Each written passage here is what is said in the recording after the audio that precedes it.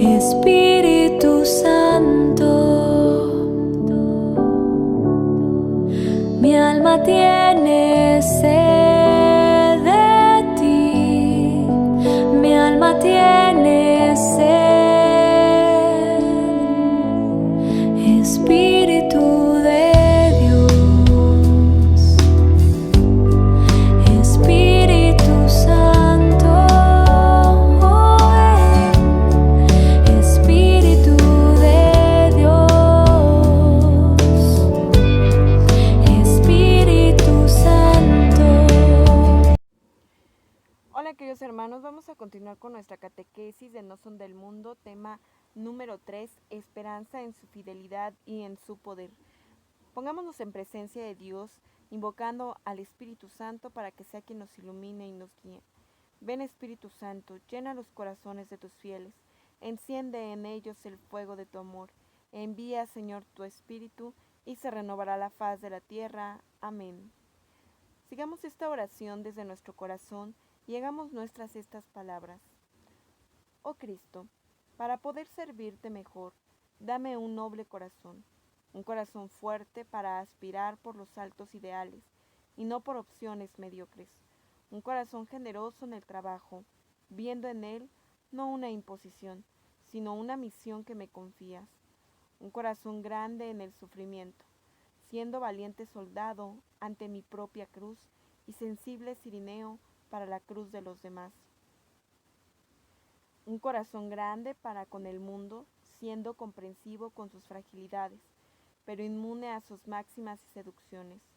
Un corazón grande con los hombres, leal y atento para con todos, pero especialmente servicial y delicado a los pequeños y humildes. Un corazón nunca centrado sobre mí, siempre apoyado en ti, feliz de servir a mis hermanos, oh mi Señor, todos los días de mi vida. Amén. En el nombre del Padre, del Hijo y del Espíritu Santo. Amén. Hagamos nuestras entonces estas palabras y continuemos con nuestra catequesis No son del mundo en el tema número 3, esperanza en su fidelidad y en su poder. Comencemos pues con nuestra lectura. Si la palabra Yahvé quiere decir el que va a estar ahí, el que garantiza su presencia liberando al pueblo, guiándolo y acompañándolo en el desierto, y apoyándolo en la conquista de la tierra, la contrapartida en el pueblo es la esperanza. La distinción entre las tres virtudes teologales es que fe y caridad es del presente y la esperanza para el futuro. ¿Okay? Tenemos tres virtudes teologales: fe, esperanza y caridad. Estas tres virtudes son las que nos van a ayudar a ser santos, esas tres virtudes son las que hacen que nuestra amistad con Dios sea más fuerte y son las que tenemos que hacer más grandes. Se llaman teologales porque Dios mismo las pone en nosotros para que podamos perfeccionar esa amistad con Él. Pero fíjense muy bien, habla de estas virtudes teologales desde el aspecto en que la fe y la esperanza, la fe y la caridad son virtudes que se viven en el presente, o sea, son virtudes que vivimos día con día. La fe, que es la adhesión a creerle a Jesús como persona, a estar teniéndolo presente y adherirnos a Él, creerle a las promesas que Él nos hace y creer en su persona y sobre todo que seamos fieles. Y la caridad, que es el amor a Dios y al prójimo. La caridad que se transforma en ese servicio por amor. Y bueno, la esperanza dice para el futuro. Mientras la fe y la caridad son virtudes que vivimos en el presente, que son para el diario vivir, la esperanza es una virtud que tenemos que desarrollar, pero para que podamos ver nosotros hacia el futuro. Y fíjense, decía que Dios estaba haciendo todo para el pueblo, Dios estaba poniendo todo de su parte y que lo único que tenía que hacer el pueblo es dar esta respuesta de esperanza. La fe entonces es la apertura y receptividad nuestra a la presencia y a la acción de Dios, y el amor es lo que le devolvemos a Él. O sea, hablando en estas virtudes como una respuesta, en la fe es la apertura de Dios hacia nosotros la apertura que nosotros hacemos a Dios para que entre en nuestra vida, y entonces es una receptividad, o sea, recibimos la presencia de Dios en nuestra vida, y el amor entonces es la respuesta que nosotros le damos ante todo lo que hace hacia nosotros. Para el cumplimiento de sus promesas, la omnipotencia de Dios, al definir la virtud teologal de la esperanza, es la confianza que se tiene. Confianza segura de que Dios cumple, y cumple porque es fiel. Fiel al amor que nos tiene, fiel a las promesas que nos ofrece, y en el cumplimiento tiene poder para hacerlo, lo que llamamos omnipotencia. O sea, no podemos tener desesperanza, porque no tendríamos por qué dudar de Dios, porque Dios todo lo puede. O sea, la esperanza es esa virtud que nos ayuda a confiar seguramente en Dios, o sea, a no dudar de que Él va a cumplir todas sus promesas, porque nos lo demuestra. O sea, todo cuanto nos ofrece, todo cuanto nos ha dicho, se va a cumplir. Le damos como atributo a Dios sabiduría u omnisciencia. Lo sabe todo, nada se esconde a su vista, nada se esconde a su conocimiento. Eso es garantía de que se entera de todo lo que pasa y de todo lo que necesitamos. No está lejano ni ausente. En la práctica muchas veces reaccionamos como si Dios no estuviera, o estuviera dormido o distraído. Pero ese Dios siempre dice: escucha, Israel, yo soy el Dios de Abraham, de Isaac, de Jacob. Ten memoria, yo soy un Dios fiel, activo, presente, omnisciente y todopoderoso. Entonces, la omnisciencia es el atributo de Dios, ¿a qué? A que Él lo conoce todo, lo sabe todo lo que necesitamos, sabe cuándo lo necesitamos, sabe lo que pensamos, sabe lo que queremos. Entonces no podemos ocultar nada a los ojos de Dios, pero no, la omnisciencia no es un atributo que Dios tenga para que nosotros tengamos miedo, o para que pensemos que Dios nos vigila como un juez, sino para que nosotros sepamos que Él está siempre pendiente de nosotros, y que siempre va a estar en el momento que lo necesitemos. Viene el siguiente atributo. Dios es omnipresente. Está en todo lugar, porque actúa como creador y mantenedor en el ser, y si actúa en todo, se entera de todo. Dios ve mis necesidades, Dios ve mis problemas personales y me ama. Por lo tanto, quiere lo mejor para mí. Su amor es fiel. Los montes se correrán, las colinas se moverán, mas mi amor de tu lado no se apartará jamás. Podrá una madre abandonar al hijo de sus entrañas, pero yo no te olvido.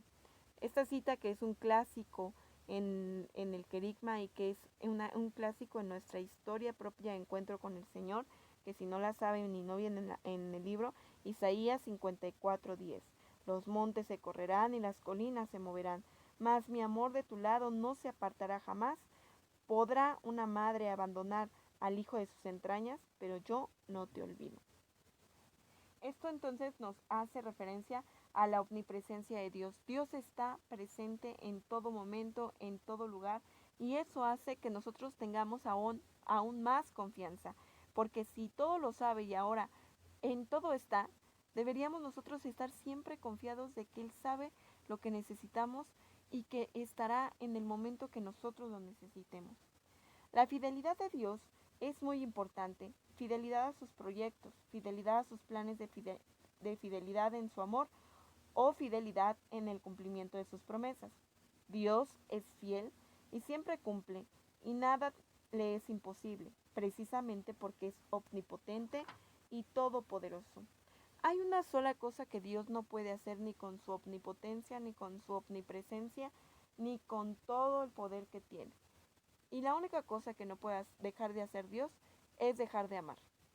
Dios puede hacer todo, menos dejarte de amar. A pesar de tu pecado, a pesar de lo que tú hagas, a pesar de que seamos infieles, a pesar de que no cumplimos las promesas que Él que le hacemos, Dios siempre cumple, Dios siempre es fiel, y Dios siempre hace todo eso. ¿Por qué? Porque no puede dejar de amar a su creación y al hombre sobre todo. El fundamento de la esperanza es la fidelidad y el poder de Dios, y la fidelidad supone su amor y el poder supone su omnisciencia y su omnipresencia. Por eso, conectando cuatro cosas, pondríamos primero. Omnisciencia, lo sabe y se entera de todo. Amor, y el que ama quiere lo mejor para la persona amada. Fidelidad, como consecuencia de su amor, es en el cumplimiento de las promesas mismas. Omnipotencia, que todo lo puede. O sea, como Él lo sabe todo y se entera de todo, sabe que necesitamos el amor que Él nos tiene que dar. Por eso nos ama, por eso nos quiere, por eso somos las personas más amadas. Y por el amor tan fuerte que tiene para el hombre, entonces no puede más que cumplir las promesas que le ha hecho siempre para su bien.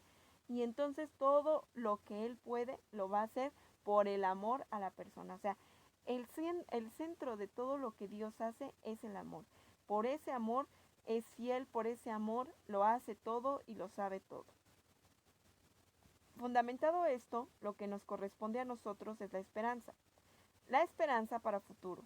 Esperar es que algo o alguien va a llegar en ese lugar, en ese tiempo, y para una situación determinada.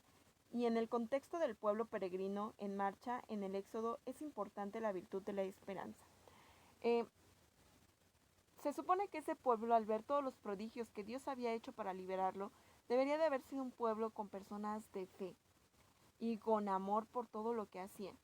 Sin embargo, lo único que tenían que poner en práctica era la esperanza. Era un pueblo que no sabía a dónde iba, era un pueblo con incertidumbre, pero la esperanza lo tenía que mover para ir al lugar que se le había prometido, porque aunque no lo conocían, sabían que existía. Entonces, la esperanza en medio de este pueblo que está en marcha, ahora la iglesia peregrina hacia la Nueva Jerusalén, la iglesia peregrina hacia la vida eterna, lo que nosotros tenemos que conservar es la virtud de la esperanza. Es decir, saber que tenemos una vida en el futuro, saber que el futuro es proveniente porque Dios así lo dispone. La esperanza entonces es la virtud del pueblo que marcha, es la virtud del pueblo peregrino, es la virtud de la iglesia que ve hacia el futuro. El cristiano se caracteriza por la esperanza, el que confía en la presencia de Dios, ya que Dios es el que va a hacer las cosas, no nosotros. Dios hace las cosas, no nosotros. Dice por ahí la frase de un santo que nosotros tenemos que hacer todo lo que podamos, hacer todo lo posible porque Dios hace lo imposible. O sea, a nosotros solo nos corresponde hacer lo posible porque a Dios hace lo imposible. Entonces el cristiano tiene que caracterizarse por su esperanza porque tiene que confiar plenamente en Dios y que Él va a hacer todo cuanto se nos promete. El fundamento de todo lo positivo que sucede es Dios, causa primera y principal. Las criaturas y los seres humanos son causa segunda y causa instrumental. O sea, todo lo que sucede en la vida, la causa es Dios y es la causa primera y la causa principal.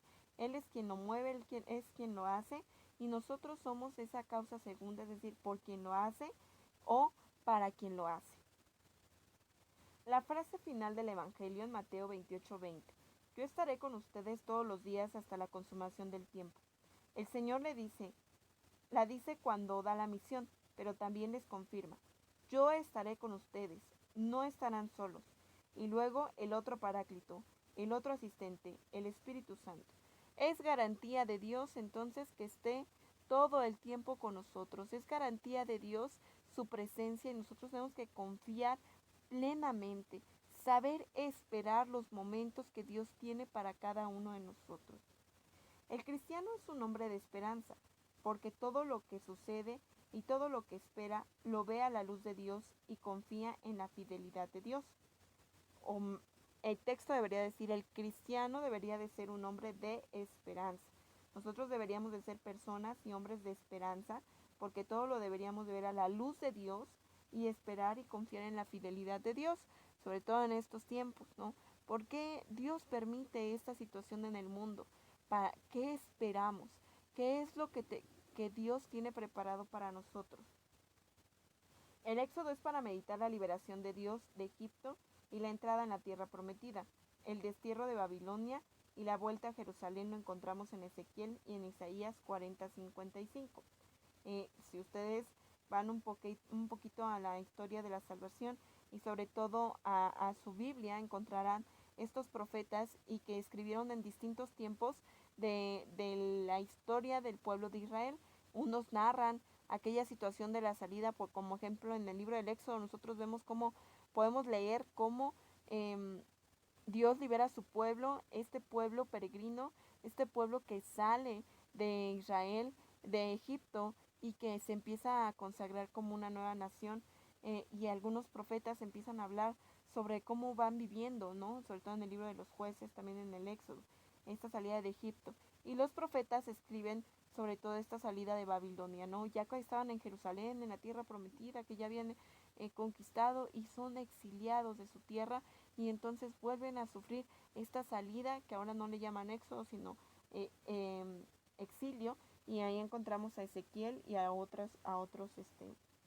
a Isaías y a otros profetas. Esdras y Nehemías y los profetas post-exélicos describen la realidad del pueblo después de volver del destierro, ya en Jerusalén, y ahí la presencia y asistencia fiel de Dios. Vamos a poner en claro, ¿quiénes son los profetas o a qué se refiere con los profetas post-exélicos? Los profetas después del exilio, pues. El profeta no es un adivino, ni un futurólogo, ni mucho menos un visionario, como comúnmente se cree. Profeta es el hombre llamado por Dios de manera especial para ser enviado a una misión concreta en su nombre. Esta misión tiene carácter social porque se realiza en medio del pueblo y a su favor. Por medio de la palabra, el profeta denuncia la manera desviada de vivir, pero también invita a la conversión, anuncia la salvación y llena de esperanza a la comunidad de los creyentes.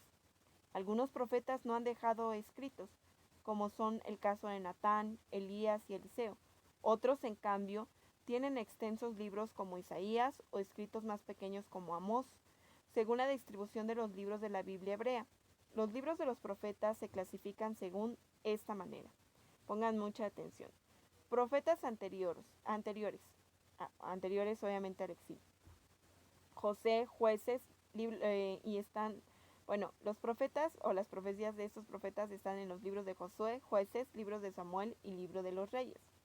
Profetas posteriores, lo podemos encontrar en Isaías, Jeremías, Ezequiel, los profetas menores como Oseas, Joel, Amós, Abdías, Jonás, Miqueas, Nahum, Habacuc, Sofonías, Ageo, Zacarías y Malaquías. Todos estos libros están en su Sagrada Escritura en el Antiguo Testamento. Otra clasificación que tiene que ver con la cronología en que aparecieron los profetas se consideran en el exilio de Babilonia como tiempo significativo. ¿A qué se refiere esta división? Pues la tenemos de esta manera. Profetas preexílicos están Isaías, Natán, Elías, Eliseo, Amós, Oseas, Jeremías, Miqueas, Sofonías, Nahum y Habacuc. Los profetas exílicos, o sea que estuvieron durante el exilio, también está Isaías, pero en la segunda parte de su libro, que son los capítulos 40 al 55, y Ezequiel y Abdías. Y los profetas después del exilio, que son la última parte del libro del profeta Isaías, que es del capítulo 56 al 66, el libro de Ageo, Zacarías, Jonás, Malaquías y Joel. Esto, otra división que nosotros podemos tener en nuestra Sagrada Escritura y que nos ayuda bastante a comprender la historia del pueblo de Israel. Ojalá aunque sea pudieran hojear estos libros y ver que sí existen en su Sagrada Escritura. Hablando entonces de la fe, vamos a ver los documentos de la Iglesia. El primer documento es la Spe Salvi. Spe Salvi es un documento escrito por el Papa Benedicto XVI y habla precisamente de la esperanza. Spe Salvi número 1. En esperanza fuimos salvados, dice San Pablo a los romanos y también a nosotros. Según la fe cristiana, la redención, la salvación, no es simple un dato de hecho. Se nos ofrece la salvación en el sentido de que nos ha dado la esperanza, una esperanza fiable, gracias a la cual podemos afrontar nuestro presente. El presente, aunque sea un presente fatigoso, se puede vivir y aceptar si lleva hacia una meta. Si podemos estar seguros de esta meta, puede vivir y aceptar, si se lleva hacia una meta, si podemos estar seguros de esta meta y si esta meta es tan grande que justifica el esfuerzo del camino. Ahora bien, se nos plantea inmediatamente la siguiente pregunta. Pero, ¿de qué género ha de ser esta esperanza para poder justificar la afirmación de que a partir de ella y simplemente porque hay esperanza somos redimidos por ella? ¿Y de qué tipo de certeza se trata? Un documento muy bonito, un documento que tan solo en su primer numeral nos hace reflexionar de la esperanza. Ojalá puedan leer los siguientes números. Les repito, el documento Spe Salvi, que se abrevia SS número 1. Ahora el documento de Aparecida en el número 15. En esta hora en que, renovado la esperanza, queremos hacer nuestras las palabras de Benedicto XVI al inicio de su pontificado, haciendo eco de su predecesor, el siervo de Dios Juan Pablo II, y proclamarlas para toda América Latina. No teman, abran más todavía, abran de par en par las puertas a Cristo. Quien deja entrar a Cristo no pierde nada, nada, absolutamente nada, de lo que hace la vida libre, bella y grande. No, solo en esta amistad se abren las puertas de la vida, solo en esta amistad se abren realmente las grandes potencialidades de la condición humana, solo con esta amistad experimentamos lo que es bello y lo que nos libera. No tengan miedo de Cristo. Él no quita nada y Él lo da todo. Quien da a Él recibe el 100 por 1. Sí, abran de par en par las puertas de Cristo y encontrarán la verdad de la vida. Documento de Aparecida número 15. Ojalá lo puedan revisar para que ustedes mismos vean en las palabras de Benedicto XVI qué es la esperanza. O sea, esa confianza de abrirle a Jesús de par en par nuestra vida. Van a tener como tarea esta semana leer precisamente la historia del exilio que está en el libro de Isaías, en el capítulo 40.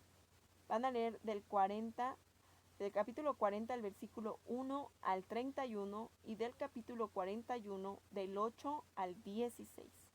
¿Sí? Para que entiendan un poco de esto, salida de Jerusalén. En la salida de Egipto la tenemos más fresca, la hemos leído más, la hemos meditado más, pero vamos a ver de qué trata el exilio. Y por último, estas 3 preguntas. Según la catequesis, ¿qué diferencia la esperanza de la fe y la caridad? Les repito la pregunta.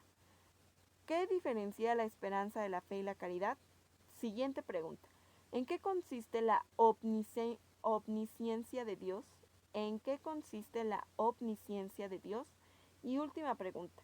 ¿Qué nos quiere decir la catequesis cuando nos habla de la omnipresencia de Dios? ¿Sí? Entonces, diferenciar entre la esperanza de la fe y de la caridad, qué es la omnisciencia y qué es la omnipresencia, ¿no? Entonces, bueno, pues llevan bastante tareita esta semana, ojalá la puedan reflexionar y puedan leer sobre este tema.